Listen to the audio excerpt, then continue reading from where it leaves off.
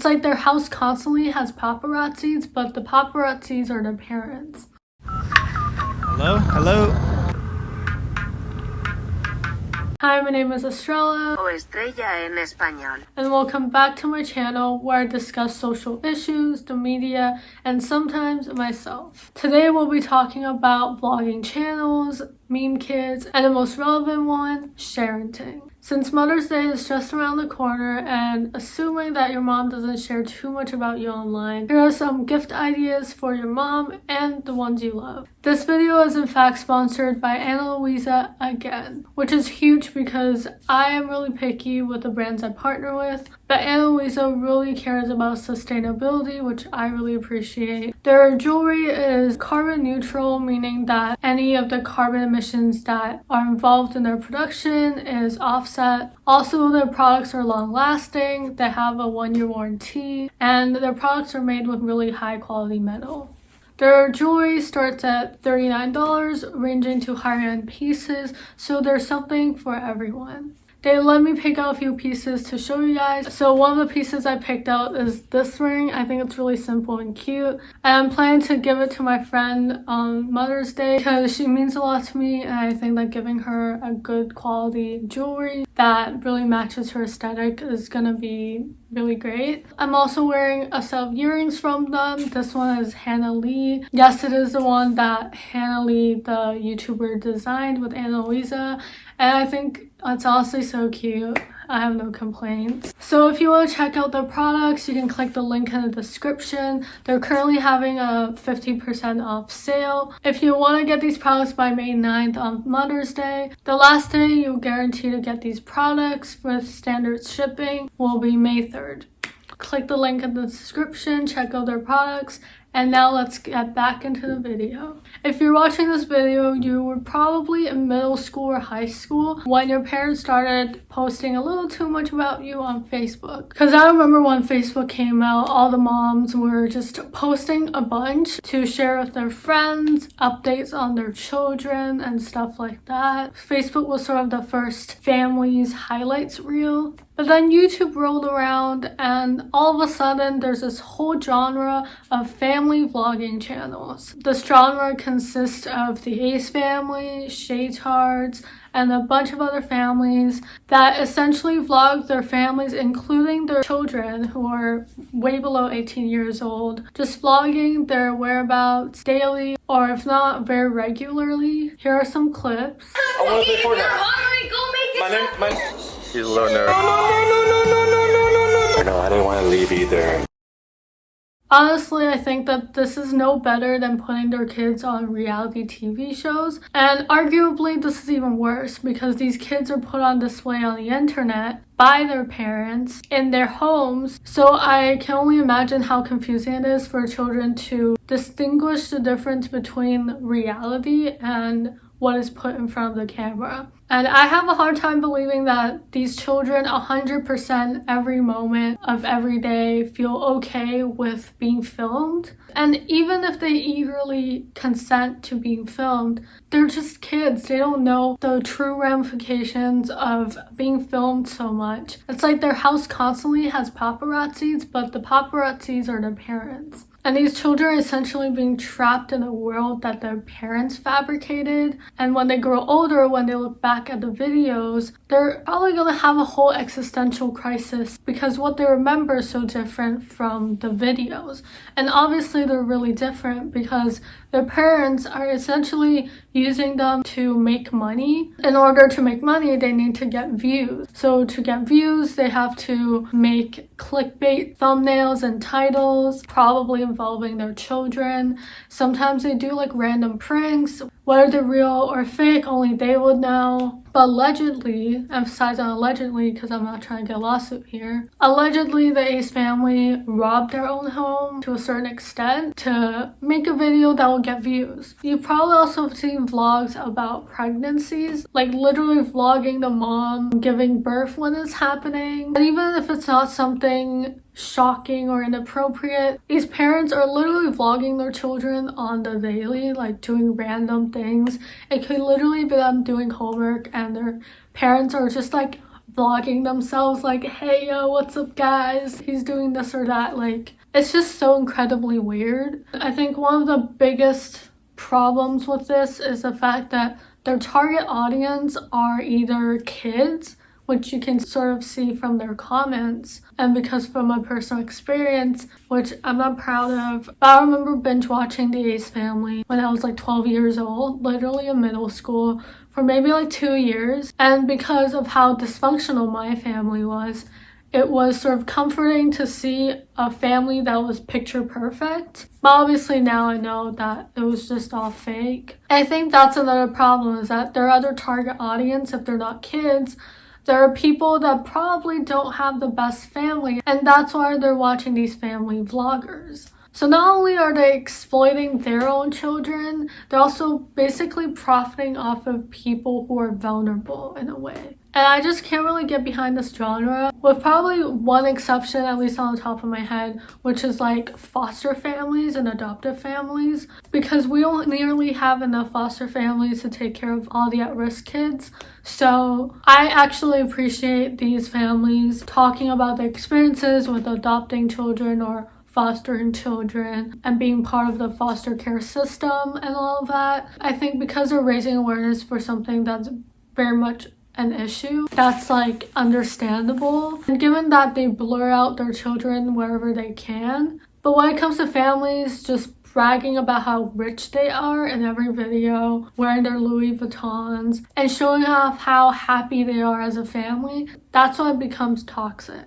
So another example is meme kids. When I say meme kids, I just mean the kids who unintentionally become memes, most likely because these videos and pictures were posted by their parents. This one I think is slightly different from family vlogging channels, just because most of the time these kids became memes unintentionally. Like, these parents, at least initially, never planned on making their children famous on the internet, unlike family vloggers. They simply just want to share a funny moment with their families, but it somehow became public and went viral. But what this shows is the danger of posting children on social media, whether it's private or not. Because if it's on the internet, it's gonna be there like forever, even if you delete it. And even if it's private, someone else can see it and share it. These parents, like on Facebook, they might have like 50 friends and family, and that might not seem like a lot, but even if one person, one of their friends, thinks that's a good idea to just share it to the public, then it's out there, and there's no stopping it once it goes viral. Like, for example, Gavin Thomas, that's a boy who made that face. He does it better than I do. It was a really authentic shot because it wasn't planned to go viral. He was simply making that face because of something his parent probably said.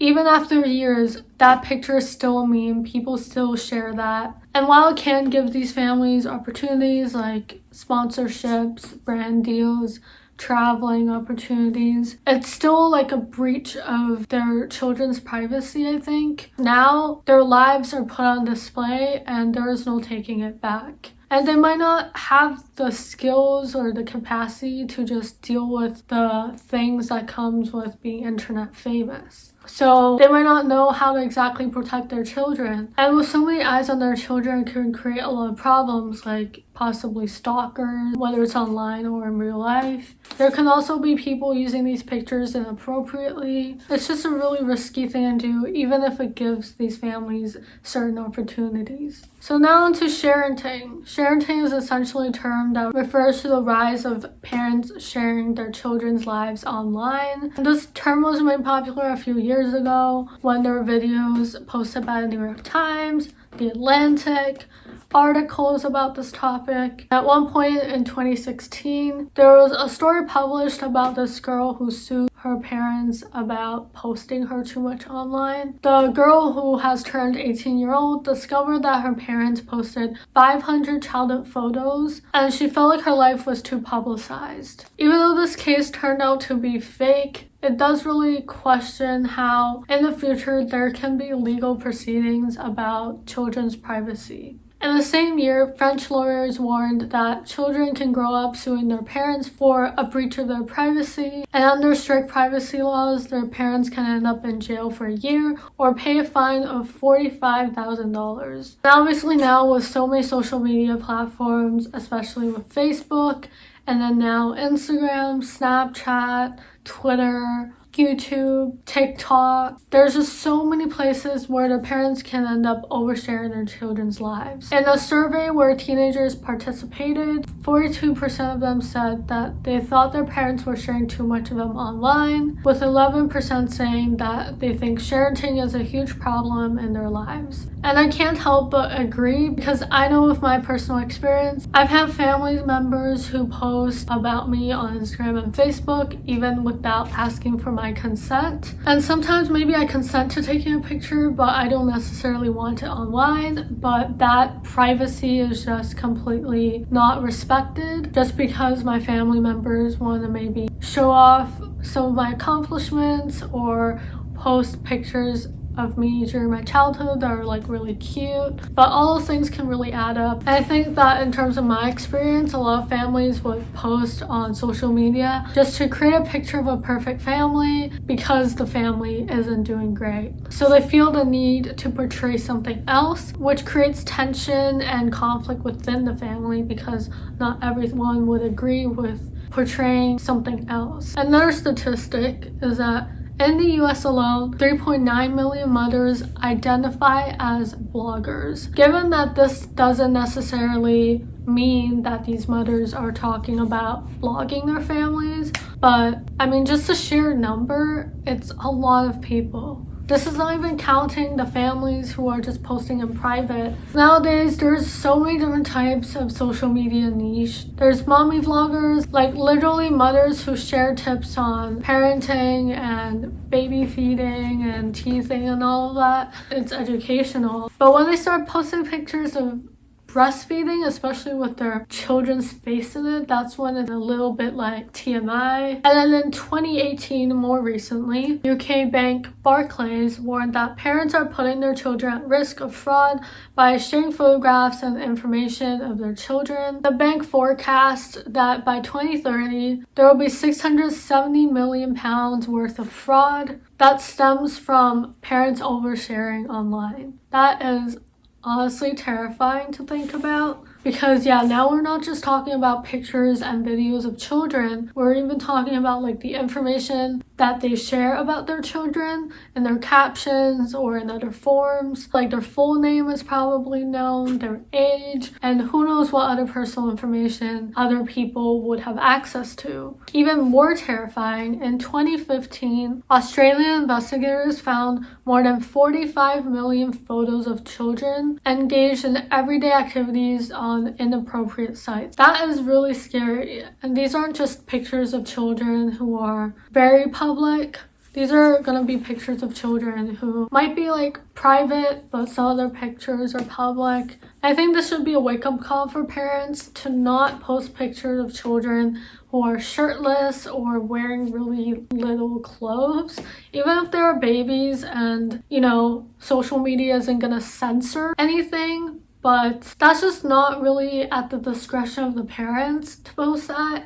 Not only can those pictures be used on these weird image sharing sites, but it's also just embarrassing when the baby grows up to be an adult and the employee comes across a picture of them as a baby.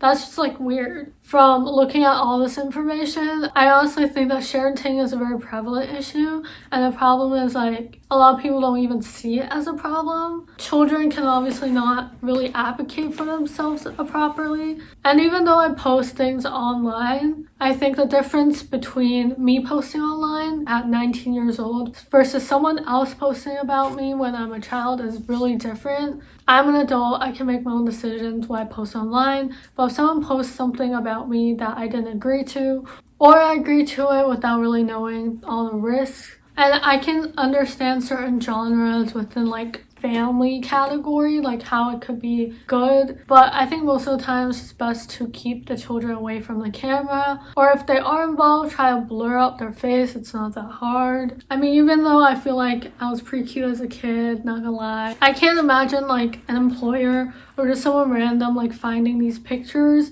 without consulting me, because it's just out there somewhere, I'm sure. Now there's already facial recognition softwares, so it's only a matter of maybe a few years that there will be a software that's good enough to detect a picture of us when we were kids and be able to infer our social media accounts and what we look like now, and that is weird to think about. So before I go too deep into this rabbit hole of sharenting, I just want to thank Luisa for sponsoring this video again. Check out the products, they're really cute, especially this hailey one.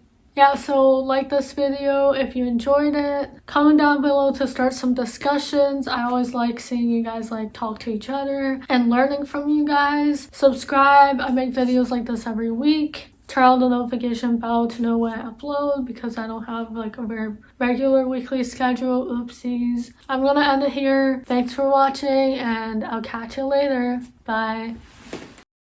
Hold on. Can we switch the language?